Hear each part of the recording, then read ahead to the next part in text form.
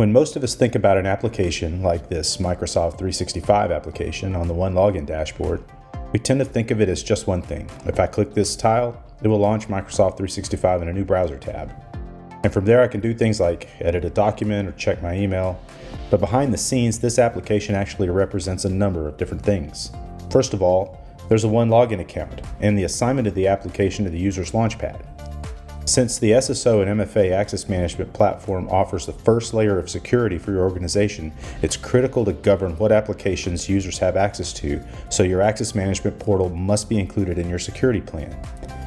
Microsoft 365 also requires an Azure AD account for the user, which itself has specific requirements for it to work correctly, such as domain configuration, OUs, containers, additional group memberships, etc. It includes a license for the applications, which is an entitlement on that Azure AD account, and other entitlement for the Microsoft Service Plan. Most enterprises also have an on-premise Active Directory domain linked to their Azure AD, and therefore this will require an AD account which has many of its own entitlements along with group memberships often used for accounting of the Office applications. All of these things together really comprise one unit of access, and since many different items are needed for effective access, they can be difficult for a business user to really understand. The business user just needs to edit a Word doc. Why should they be concerned about which of the nearly 2,500 Microsoft Service Plan sub-SKUs they need in order to do this? This is just one example, but nearly all enterprise applications actually require multiple different items in order to constitute secure and governable access to the application. Identity Manager uses system roles to create a single access object that includes all of the accounts and entitlements that are needed to create effective access for the application or system.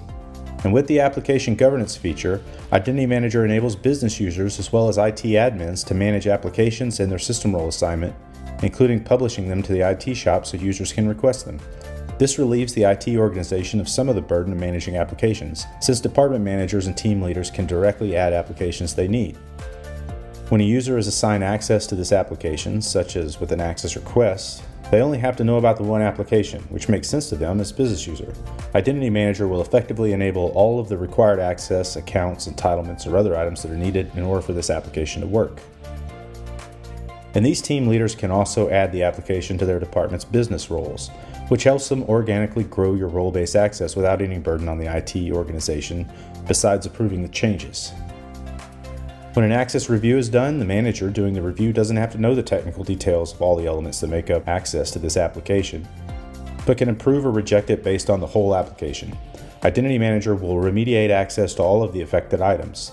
This is critical because to simply remove the application from the user's SSO Launchpad and leave the associated accounts and entitlements in place would create a potential vulnerability.